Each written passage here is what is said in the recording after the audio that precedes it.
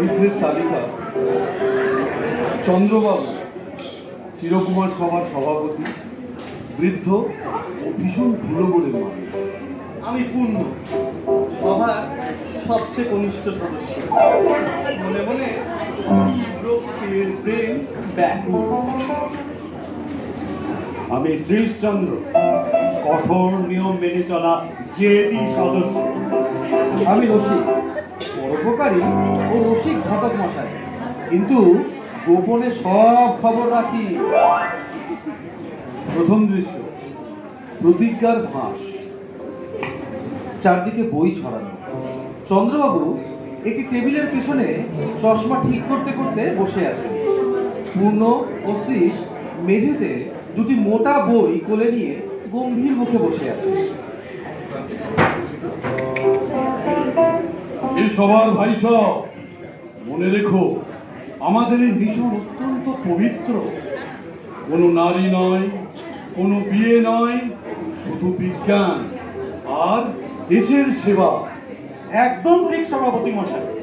মেয়েরা হলো মনঃসংযোগের নষ্টের মূল কারণ। প্রেম হলো আসলে একটা স্নায়ুর অসুখ। পূর্ণ, তোমাকে তো ফ্যাকাসে দেখাচ্ছে কেন?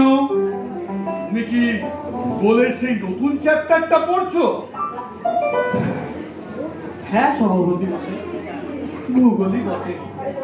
তার চোখ দুটি যেন প্রশান্ত মহাসাগর, আর তার হাসি গ্রীষ্মের প্রথম মিষ্টি রোদ।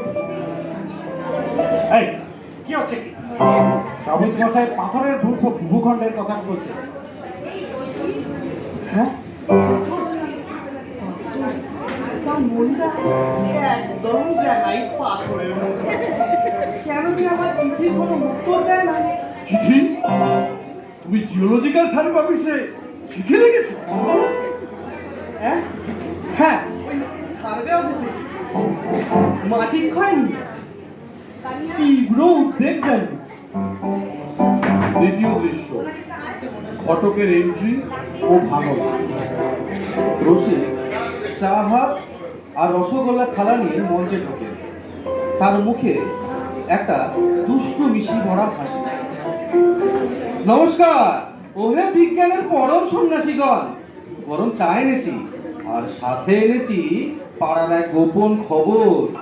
রসিকা, আমরা এসব পরনিন্দা পরচর্চা করি না।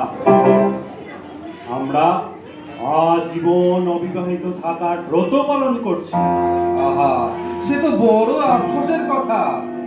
ও পাড়ার মুখুজ্জেদের ভাইজি নির্মলা, সে বলছিল শ্রীশের নাকি থার্মোডাইনামিক্সের থিসিসটা ভারী চমৎকার। কি? নির্মলা? তুমি যার গালে টোল পড়ে? সে আমার বিজ্ঞানের লেখা পড়েছে। বলেছে লেখাটা নাকি বড্ড কাব্যিক। তা আমি বললাম শ্রীশের দিকে তাকিয়ে লাভ নেই রে মা, ও বেটা একটা জ্যান্ত পাথর। আরে তুমি এসব কথা কেন বলতে গেলে? বিজ্ঞান তো সবার জন্য, এমনকি সুন্দরী প্রতিবেশীদের জন্য তো বিজ্ঞান অপূর্ব। পরশিদ্ধা আমার কথা কিছু বলেনি? নির্মলা বা তার বোন শৈলজা কিচ্ছু বলেনি? নির্মলাটিকে, ও কি আমাদের সবার টাইপিস্টের কাজটা করতে পারবে?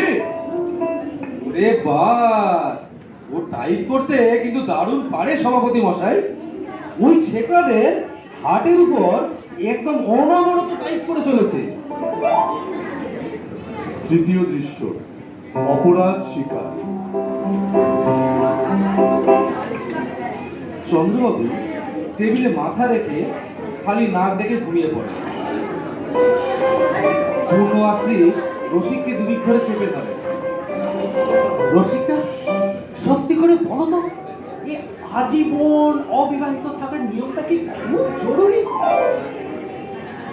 এই নিয়ম থেকে কয়েকদিনের জন্য কি ছুটি নেওয়া যায় না? অন্তত একটা বর্ষাকালের জন্য?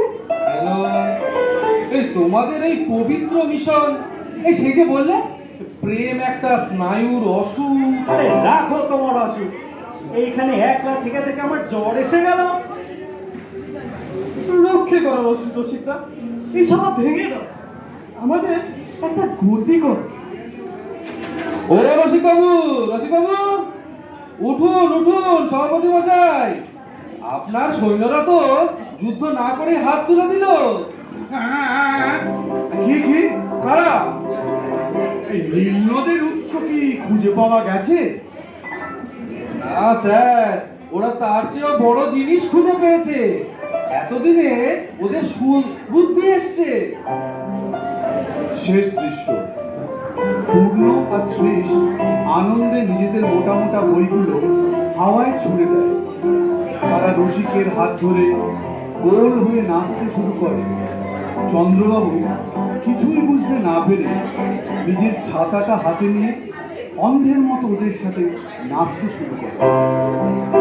চিরকুমার সভা দীর্ঘ দীর্ঘ, যতক্ষণ না আমাদের একটা হিললে হচ্ছে।